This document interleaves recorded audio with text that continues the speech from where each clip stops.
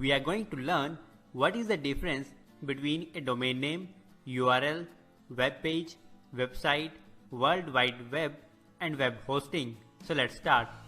Suppose you open your computer's browser, type example.com in the top bar and hit enter. Some new contents appear on your computer screen. When you click on the image, previous contents disappear and new contents appear, and so on.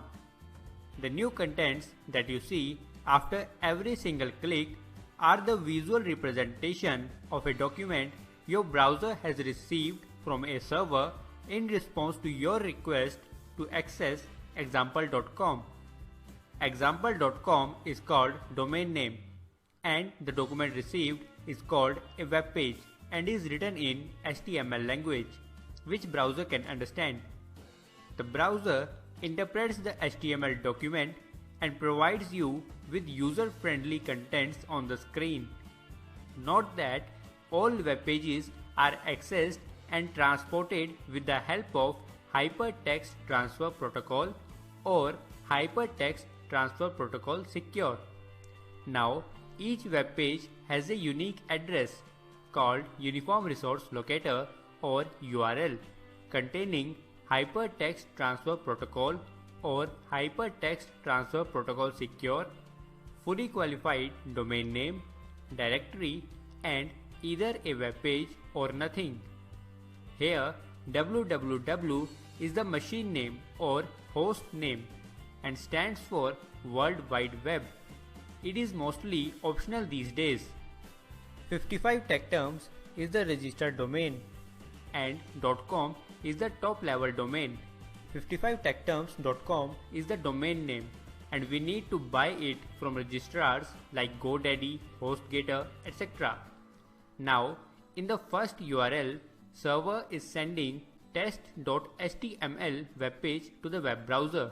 But if a URL does not end with extensions like .html, .php, etc., the server loads a default file like index.html, index.php, etc. in that directory. For example, 55techterms.com/index.php and 55techterms.com open the same web page. These URLs are linked with specific text or images on the web page to form hyperlinks. So, when you click on the image, hyperlink redirects you to the link associated with it, which results in a new web page containing new contents. So, this web page is hyperlinked with these web pages. All publicly accessible hyperlinked web pages collectively form an information space called World Wide Web, or simply web. A collection of hyperlinked web pages sharing a common domain name or fully qualified domain name is called a website. So, a group of HTML files form a website. To have our website visible on the internet, all files should be stored on special computers called servers. For that, we need to buy some disk space on the server from companies to which those servers belong. These companies are called web hosts.